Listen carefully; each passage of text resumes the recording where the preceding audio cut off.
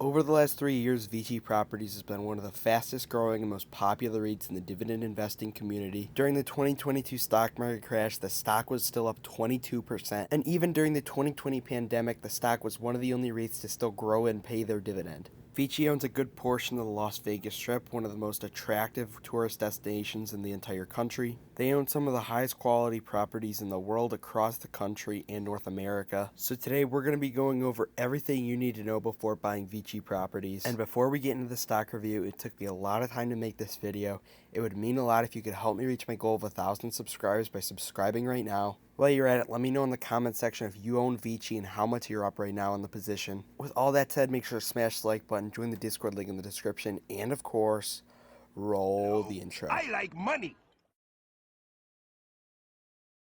To start off, let's talk about the history of VICI Properties. VICI's only been a public company for around 5 years. They went public in October of 2017. They were formed as a part of a Chapter 11 bankruptcy of the Caesars Entertaining Operating Company. They wanted to have VICI be the company that would own the property and Caesars be the company that would run the gaming inside of the property. So right now, VICI owns the property that Caesars actually uses, and Caesars pays rent every month to VICI. Eventually, VICI spun off in 2017. VICI began with 19 properties based off of casinos and racetracks. The company got their name from the last phrase of Veni Vidi Vici, which is a popular phrase which means I came, I saw, and I conquered. Vegas already owned a majority of the Las Vegas Strip, and then they acquired Harrah's Las Vegas from Caesars for $1.1 billion and leased it back to Caesars for $87.4 million every year. So that's a pretty good investment. They're going to be making that back in roughly 10 years. In 2019, VICI made 2 purchases in conjunction with Penn National Gaming, which Dave Portnoy and Barstool are affiliated with. In December of 2019, VICI bought 3 casinos in Missouri and West Virginia from Eldorado Resorts in conjunction with Century Casinos. VICI paid $278 million for the assets and leased them to Century for $25 million a year. And a month later, they bought 2 more properties, the Jack Cleveland Casino and the Jack Thistledown Casino, for a total of $843 million and leased them back for $66 million a year. In July 2020, Eldorado Resorts acquired Caesars, becoming VICI's primary tenant, and renamed themselves as Caesars Entertainment. VICI bought 3 more properties from Harrah's for a total of $1.8 billion and leased all those to Caesars for $104 million per year. And just this year in February, they bought the Venetian from the Las Vegas Sands for $4 billion. The Venetian is one of the biggest properties on the Las Vegas Strip and just further widens VICI's exposure to the Las Vegas Strip.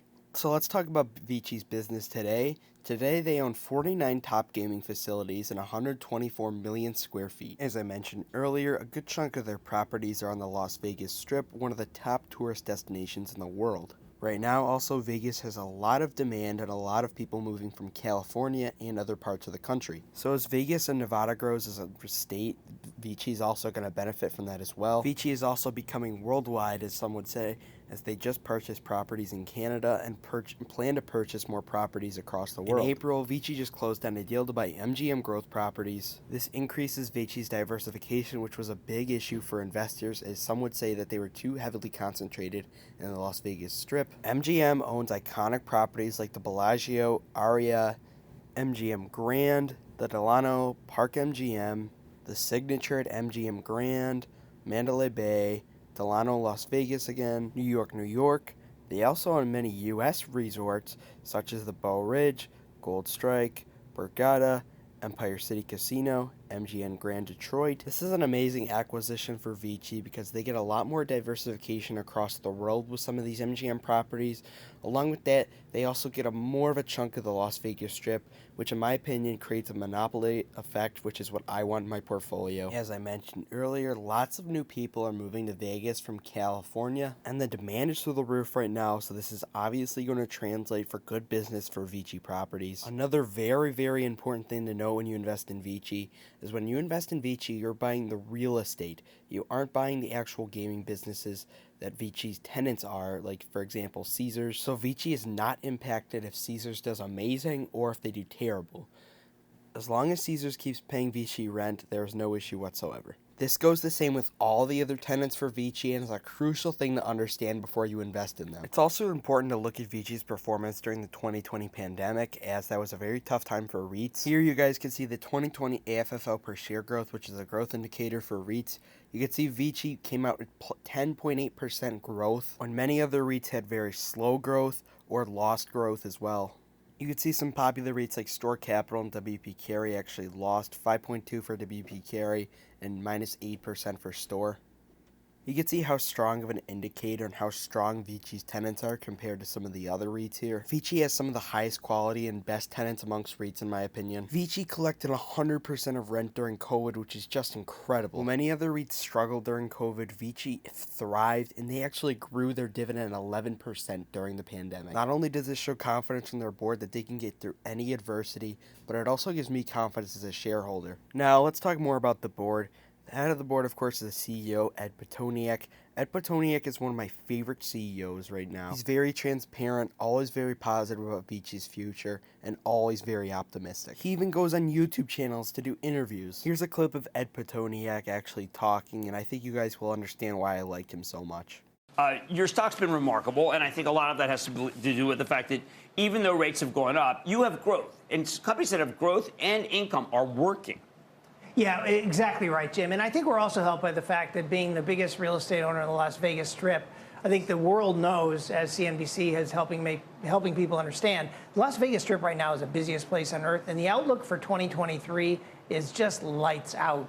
So when you take the stability of our existing business and you combine it, as you say, with our growth prospects, both in gaming and now very meaningfully in non-gaming, we believe we can give people a combination of capital appreciation and continuing dividend growth. Since we last saw you, we jacked our dividend another 8%. We provide a really virtuous combination of capital appreciation and yield in a world right now. Tell me why it matters that you're buying out Blackstone's stake, 49.9%. Why does it matter to you to own 100% now of MGM Grand and Mandalay Bay? Well, first of all, Blackstone came to us, and they only came to us a few weeks ago. We were able to get this done very quickly, Contessa.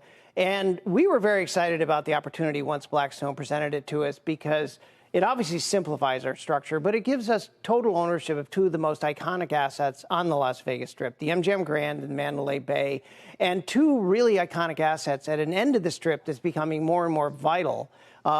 Especially because of the impact of Allegiant Stadium, which has become more and more of a magnet of attraction in Las Vegas, being, for example, the place where Taylor Swift will do her shows. I love Patoniak and could talk all day about him, but here's some things about him. First and foremost, he values dividends and dividend growth, which for me personally, that's very important because it's one of my goals this year to improve my dividend growth. And definitely having a CEO that's all in for dividend growth and capital appreciation is something very reassuring for me. I also really like that Patoniak's very informed of what he's talking about, and he's very confident in what he talks about. A lot of CEOs, let's just say they're not too confident and not too comfortable talking about some subjects. Bob Chapek!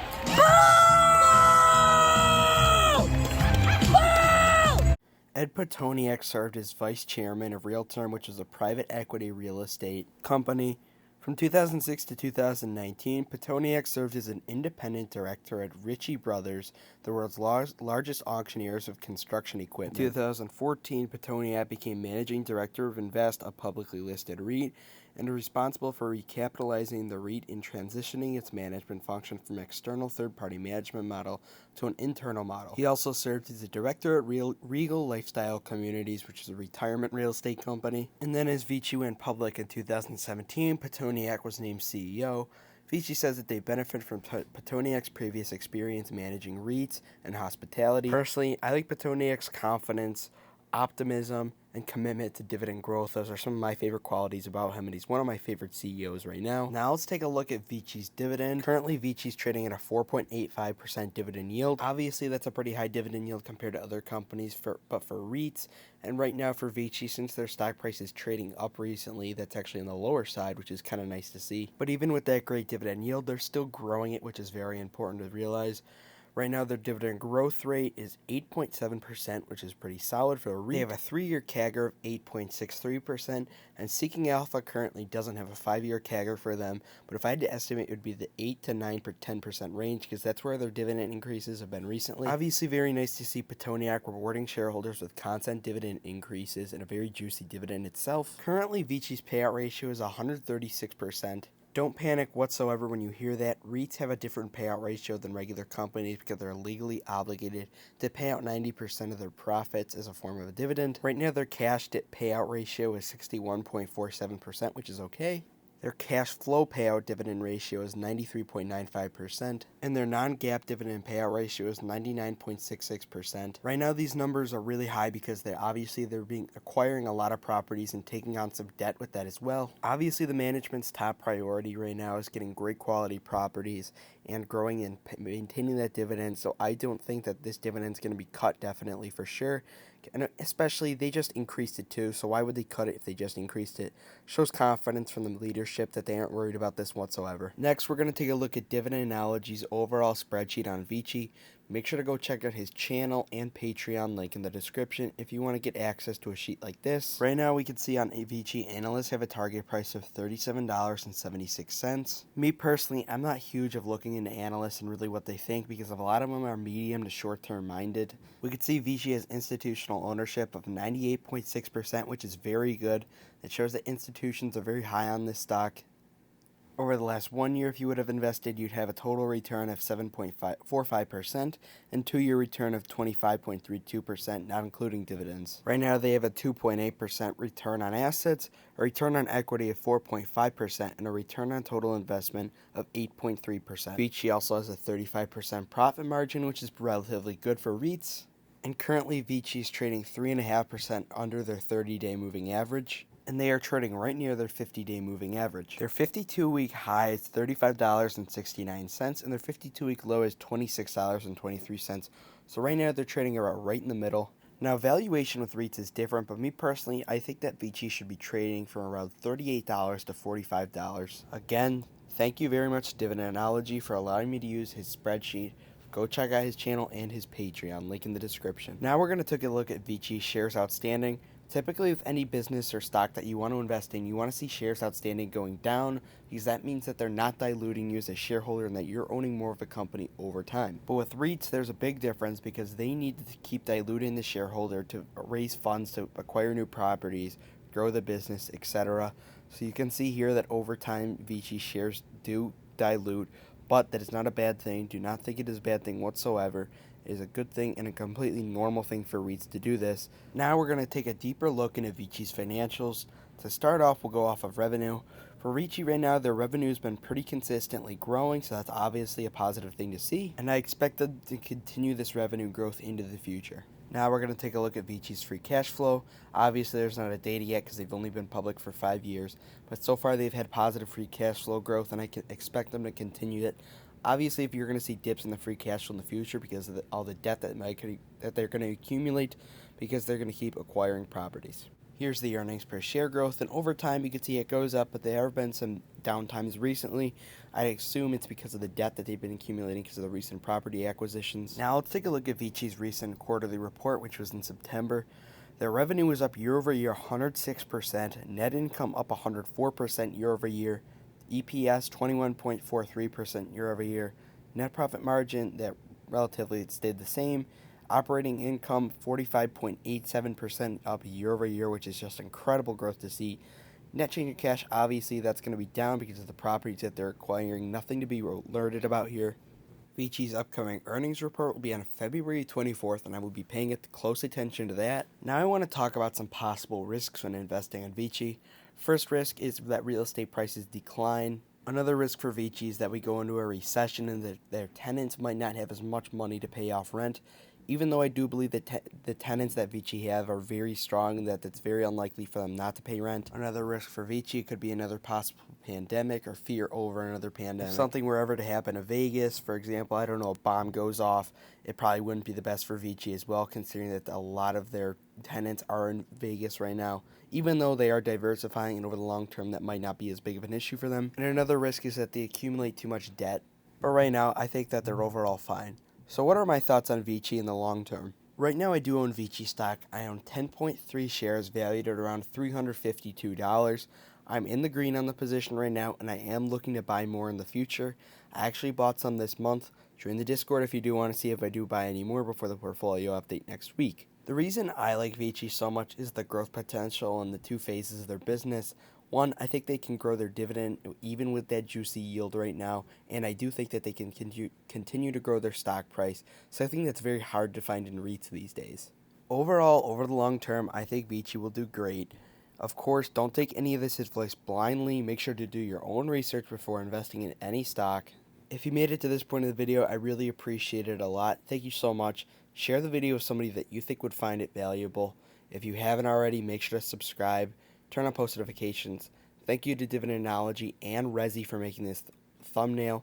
And of course, do dividend stocks, not drugs. Make sure to subscribe.